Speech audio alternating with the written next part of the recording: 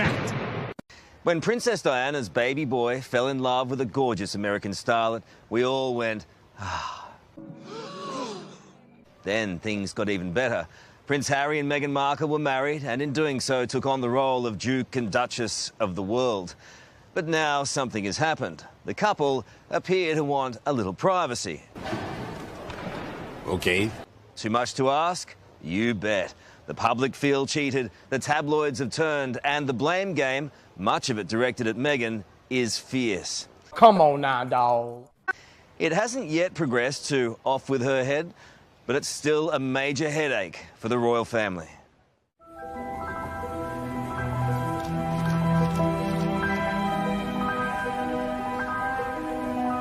It started so well. A dashing prince with the love of his life. Okay, I'm listening. You have my attention. The announcement of an engagement. It's beautiful, and he designed it. It's incredible. And plans for a wedding. Sure, there were a few hiccups. She's not going to tell me that I can't speak. In-laws acting like outlaws. What do you mean by that? If I had a message for Harry, it's get over it. I'm your new father-in-law.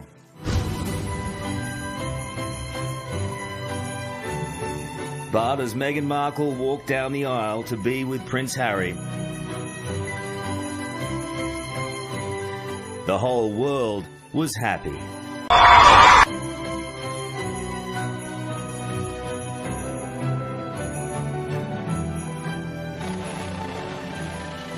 Fast forward 15 months, the fairy tale has fractured.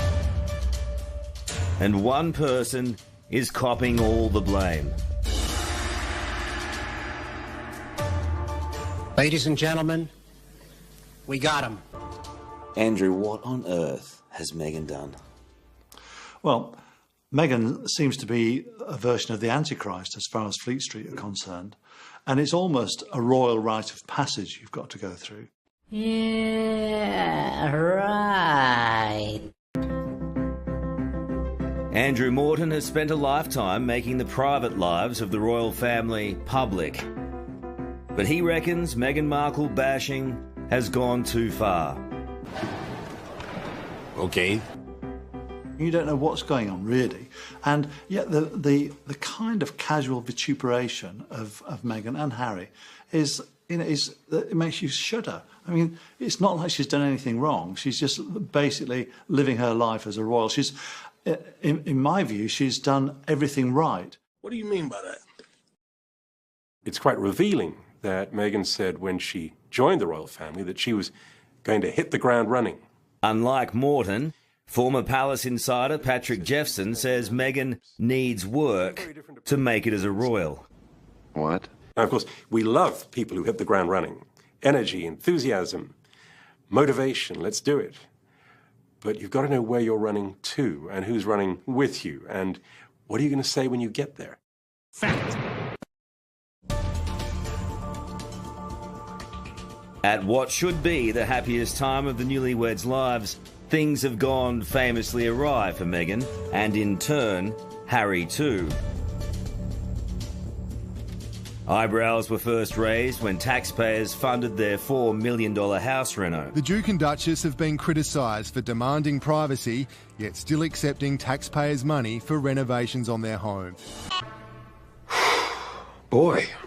More tut-tutting when the couple kept little Archie away from public view. I mean, they could have come out in a glass carriage just to show us the baby in the christening gown. Then Meghan was slammed for acting like a snob at the tennis. This is not a private visit. If you're the Duchess of Sussex getting a freebie at Wimbledon in the VIP seat, it's not a private visit. Here we go again.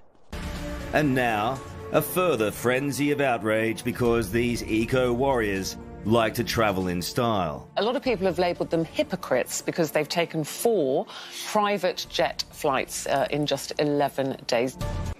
What? Andrew Morton says it's just not worth the hot air. It seems to me that Meghan really should be given applause, not and bouquets rather than the attacks that she and Harry are suffering from. I don't think they're listening to you, though. Who's they? Well, the press. Has she really provoked the British media so badly? The British media are notoriously fickle. They have an antenna for when the royal family is not being entirely straight with them. And this may be why Meghan and other members of the family have taken far more control of their own image.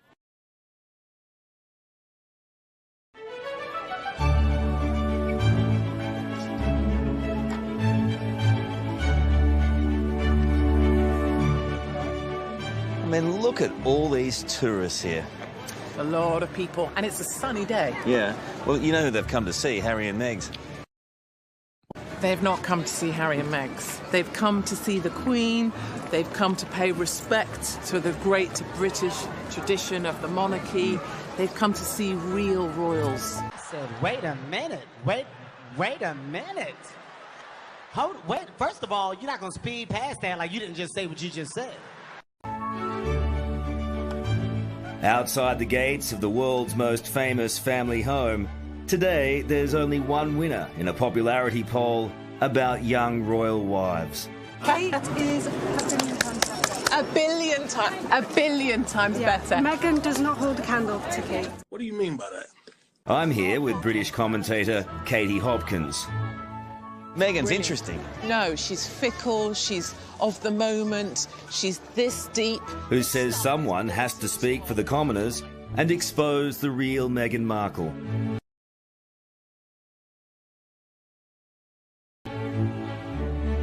Katie, why do you hate Meghan so much? What has she ever done to you? Everything. It's my royal family. This is my country. Prince Harry is my Prince Harry. So you're jealous?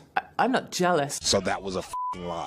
Who wants to be Meghan Markle? Like, I'm unpopular. I'm known as the biggest bitch in Britain. The only person in Britain who's more unpopular than me, Meghan Markle. I don't think that's right. I think that's true. Is he all right upstairs? Katie is nothing if not outspoken, but she genuinely believes the future of the royal family is at stake unless Meghan Markle is banished forthwith. Boring! Meghan Markle is the biggest hypocrite there is. What does Meghan Markle do? Oh, we've got to save the planet, save the planet. Oh, do one good thing every day. Oh, blah, blah, blah, blah. Then what does she do? Get on 4 private flights to wherever land at £400,000 a week hire, and then uses up half the CO2 emissions that anyone else might have had. Okay. It's pure hypocrisy. And what is she really? She's a no one. She's a divorcee. When did we want a divorcee in the royal family? She wears bad clothes. When did we ask for that? We've just got so much better of our own. Strong words, maybe some embellishment, but here in Britain, it's backed up by Meghan's disapproval ratings. A recent survey found the Duchess divisive and ranked her the second most disliked female royal after Camilla.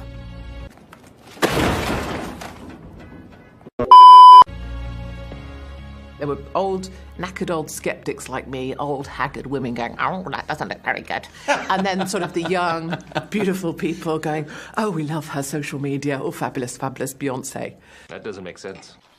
That's the split. And the haggard ones have got even more entrenched in their hatred. And I think even the young ones are sceptical because Prince Harry's lost all of his va-va-voom. He is back with a spiteful, life-filled new book that's poured fuel on the flames. He says that Meghan wrote private letters to King Charles naming 2 royals whom she accuses of taking part in those supposedly troubling conversations about Archie's skin color. Scobie initially said he knew the names, but couldn't legally report them. But of course, he could have done outside of the UK. He could have done it in America if he wanted to, where the book is published. Could have done it anywhere. But he said he never names names, which is another of his lies. Piers stops, looking out over the sea of faces, his expression serious. And yet, overnight, They were sensationally revealed, suddenly out of nowhere in the Dutch version of Scobie's book. Journalists have been sent copies, and the book was briefly on sale in bookstores before being suddenly withdrawn in a dash by the publishers. Scobie initially said it was a translation error, which didn't really make any sense, because how do you mistranslate names? They're either there or they're not. The publisher now says it wasn't a translation error. It was simply an error. He lets out a breath, the weight of his words settling over the crowd. So, where does that leave us? In an era where my truth can trump actual truth, where accusations are enough to stain reputations forever, we have to ask ourselves, what happens when the truth finally comes out? Do we hold those who misled us accountable, or do we let them continue their reign of misinformation? Let's hear your thoughts in the comment section. Remember to click the subscribe button and enable the bell icon, as well as share and like the video for more in-depth stories like this. Thank you for watching. See you in our next video.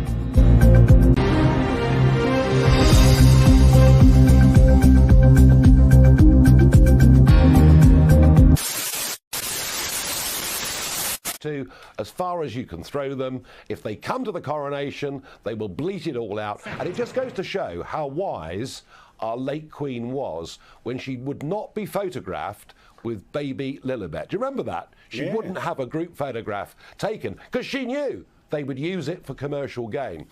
The problem with King Charles here is he feels guilty. He feels guilty that as the boys were growing up, he was conducting a relationship with Camilla. He's frightened that unless he's nice to Harry, a load more stuff about that will come out and that might damage him. But the one thing that must not happen is these two must not be in Westminster Abbey in the first week of May this year. And actually, I think what the King now needs to do, frankly, is just to cut them off. There is no compromise. There is no reason to appease these people whatsoever. Just look at their response to Clarkson. So it's time they were got rid of and banished forever, as the late Duke of Windsor was.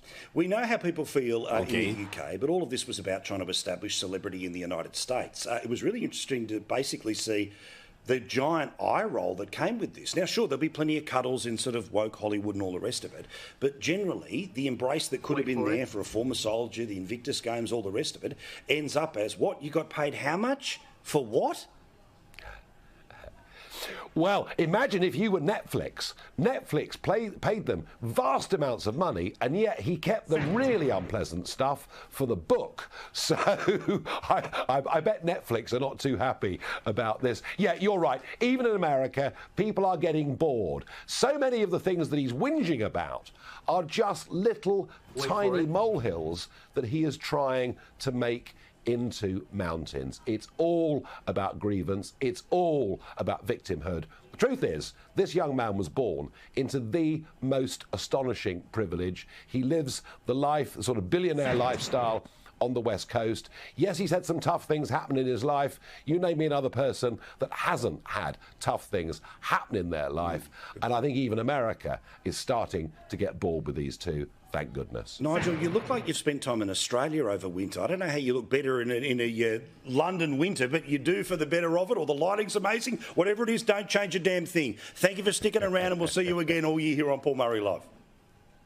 Thank you. Turning away from it slightly. So I think she was just trying to keep her lane, for want of a better word. It was a little bit awkward, but I was with the women in Paris last year and they got to know each other very well. And there was a genuinely warm relationship there. And I think at the end of the day, it's almost a bit unseemly to kind of go on about it, because they were there actually respecting, you know, the thousands of men who laid down their lives for their respective countries. The surprise return of Catherine to the stage for Trooping the Colour gave the royals and the nation a boost. Here, our panel discussed that and a beautiful new portrait of the princess. Rebecca starts this off by explaining what she was told by palace staff. They were stressing, look, this is not a return to work, and that was something they were very, very keen to stress. It's not a full-time return to work, but it is a signal she now feels slightly well enough to maybe dip her toes in a little bit over the coming months. You called it. Oh, thank you. Well, it's my job, isn't it? Scoop English over here. Natasha, you were there. Tell us, what was the atmosphere like, and What do you think having Catherine there meant to the crowd? Do you think it made a palpable difference? Yeah, I mean, there had been biblical rain just before they came out on the balcony, so the fact that so many people were still there and so excited because they knew that the Princess of Wales was going to be there and come out with all 3 kids. I mean, people were still so excited, and the group that I was with, there were loads of scouts and kind of young children, and I mean, people were jumping up and down, you know, they were waving, and people were just ecstatic, and I was, you know, chilled to the bone from this rain, and yet the atmosphere was still, so celebratory. Did you detect any kind of emotion on Catherine's face? Did she feel loved by the crowd? Her smile is so wide that even from where I was standing, it just was glowing. Honestly, it's incredible. So yeah, she just looked delighted. They looked like a really happy family. It was generally just really nice to see.